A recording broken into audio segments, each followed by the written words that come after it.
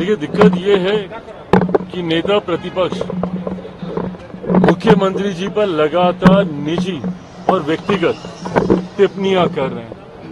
उनको लेकर, उनके स्वास्थ्य को लेकर थक गए हैं, उम्र हो गई है, इस तरीके की बातें, जिसका मैं कतई कभी भी पक्षधर मैं नहीं रहा हूं।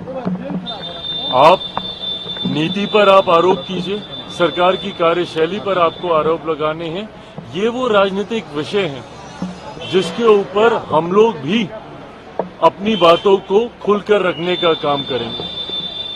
नेता प्रतिपक्ष का पद एक जिम्मेदारी भरा पद होता है। ऐसे में उनसे अपेक्षा ये नहीं की जाती कि वो इस तरीके के व्यक्तिगत आरोप प्रत्यारोप मुख्यमंत्री जी और उनके पद पर या उनके व्यक्तित्व पर वो करें। अगर वो किसी नीतिगत विषय को लेकर अगर वो टिप्पणी करते हैं तो जरूर हम लोग भी उसका जवाब देंगे, पर इस तरीके के आरोप, चुनावी वर्ष है, जनता भी देख रही है।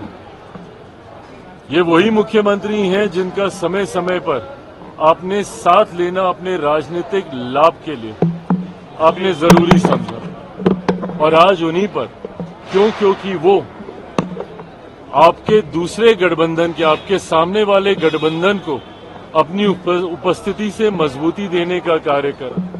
और ये बात नेता प्रतिपक्ष भी अच्छी तरीके से जानते हैं कि आज एनडीए गठबंधन एक विनिंग कॉम्बिनेशन के साथ आगे बढ़ने का काम कर रहा है। उपचुनाव में हम लोगों ने इस बात को प्रमाणित भी करके दिखाया।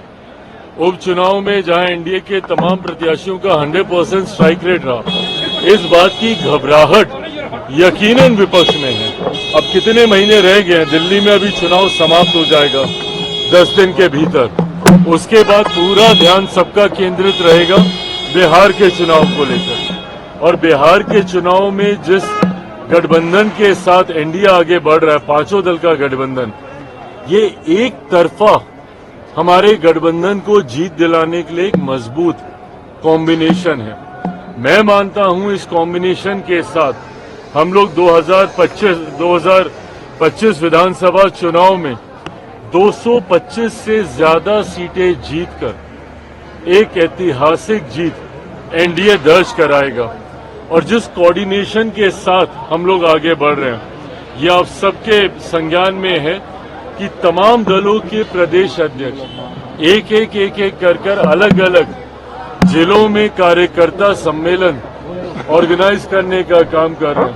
हमारे प्रदेश अध्यक्ष राजू तिवारी जी यहाँ पर मौजूद हैं, भाजपा के हों, जदयू के हों, कुशवाहा जी की पार्टी के हों, मांझी जी की पार्टी के हों, तमाम प्रदेश अध्यक्ष एक साथ अपने कार्यक्रम अलग अलग जिले में करने का कार्य कर रहे हैं। इसका लक्ष्य यही है कि ये गठबंधन को हम लोग बूथ स्तर तक लेकर जाएं, और इसका हम लोगों को रिजल्ट भी देखने को मिल रहा है।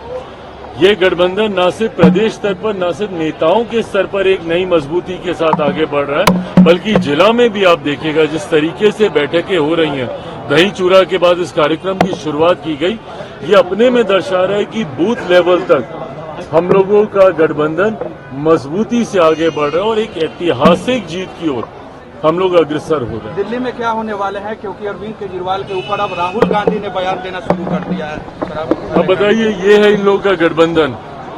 बिहार से ही शुरू किया था इन लोगों ने, इंडिया अलायंस, बड़ी बड़ी बातें ये लोग करते थे, और एक एक करके ताश के पत्तों की तरह ये गठबंधन टूटने लगा, एक एक करके तमाम घटक दल, क्योंकि महत्वाकांक्षी नेताओं का ये गठबंधन है। यहाँ पर हर नेता इस गठबंधन का एक दूसरे के सर पर पांव रखकर आगे निकलने का प्रयास करता है। इस गठबंधन में मुख्यमंत्री जी भी थे हमारे, पर किस तरीके से गठबंधन में नेता एक दूसरे को साइडलाइन करते हैं, इस बात का अनुभव उन्होंने भी किया।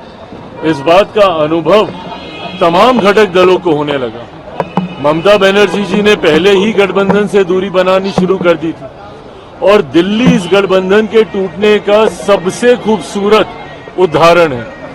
जहां पर आम आदमी पार्टी अलग चुनाव लड़ रही है, तो कांग्रेस अलग चुनाव लड़ रही है, तो समाजवादी पार्टी आम आदमी पार्टी का समर्थन कर रही है, तो टीएमसी आम आदमी पार्टी का समर्थन कर रही है। दो गुटों में बटा हुआ ये गठबंधन दिल्ली में दिखाई दे रहा है, जहां पे कांग्रेस का कौन समर्थन कर रहा है भगवान जाने, पर कुछ दल जरूर आम आदमी पार्टी का समर्थन कर रहे। ऐसे में जब इस गठबंधन में इतनी दरारें अभी से देखने को मिल रही हैं, आने वाले दिनों में आप देखिएगा, और ये उदाहरण के साथ अब प्रमाणित भी हो रहा है, जिन जिन राज्यों में 2024 लोकसभा चुनाव के बाद इंडिया अलायंस और उनके दलों के बीच एक उत्साह का माहौल था कि अब हम लोगों की वापसी होगी, अब विपक्ष हावी होगा और धीरे धीरे मोदी सरकार कमजोर होती जा रही है। महाराष्ट्र में ये तमाम दल उत्साहित थे। परिणाम विधानसभा के चुनाव में देखने को मिल गए, जहां महाराष्ट्र लोकसभा में जो विपक्षी दलों का गठबंधन था, जिसमें उद्धव ठाकरे जी की पार्टी, कांग्रेस और शरद पवार जी की पार्टी, ये तमाम लोग थे। देखने को मिल गया क्या हुआ विधानसभा के चुनाव में।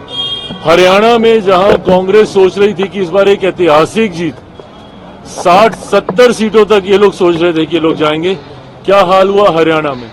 इसी तरीके से दिल्ली में भी आप देखिएगा 10 साल की जो एंटी इनकम्बेंसी है आम आदमी पार्टी की, और जिस तरीके से झूठे वादे करने का एक अप्रत्याशित रिकॉर्ड पूर्व मुख्यमंत्री केजरीवाल जी ने वहां पे स्थापित करने का कार्य किया, जिसको खुद वो खुले मंच पर आज की तारीख में स्वीकारते हैं।